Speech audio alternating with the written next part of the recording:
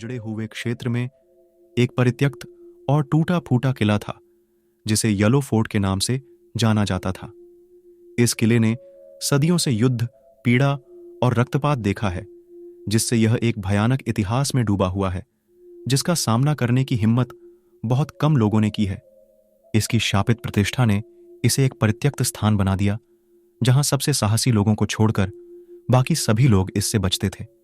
एक ठंडी और धुंध भरी रात में 4 दोस्तों आर्चा, सैफ, हेना और जैक के एक समूह ने येलो फोर्ट के खंडहरों का पता लगाने का फैसला किया।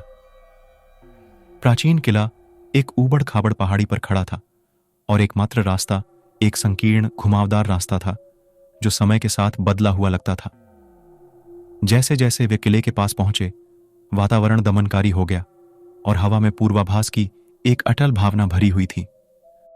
किले की विशाल पत्थर की दीवारें भूरे बादलों से घिरे आकाश के सामने अंधेरे प्रहरी की तरह दिखाई दे रही थीं।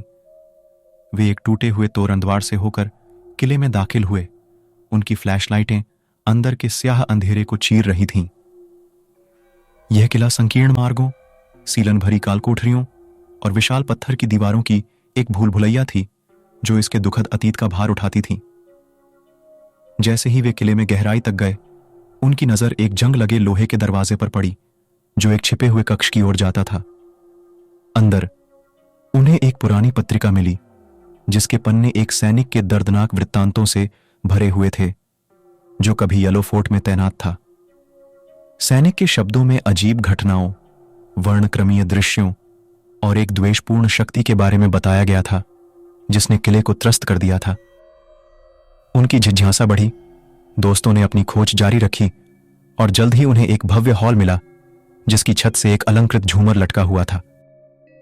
हवा की अनुपस्थिति के बावजूद झूमर अशुभ रूप से हिल गया।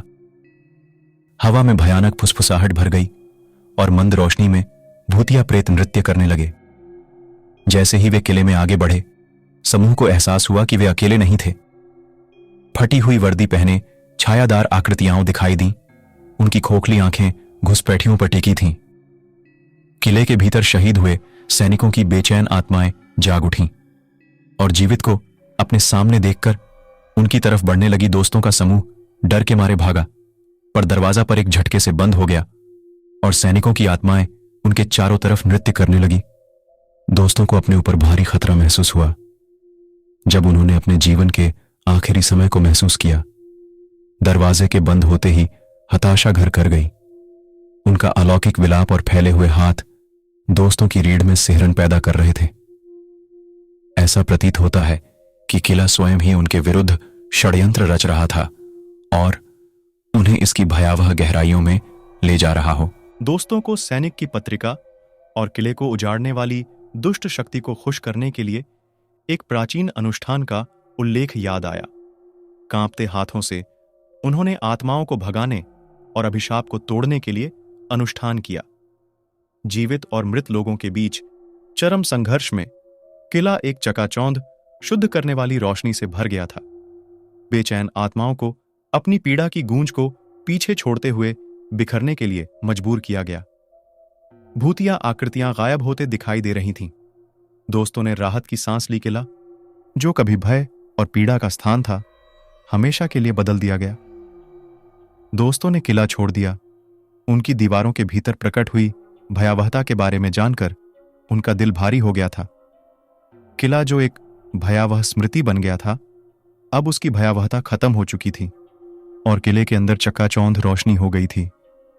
उसकी खिड़कियों से सुरीली हवा किले में प्रवेश कर रही थी। प्रिय दर्शकों, यह कहानी एक काल्पनिक घटना पर आधारित है। इसका वास्तविक जीवन से कोई संबंध नहीं है। यदि कोई समानता होती है तो इसको महज एक संयोग माना जाएगा।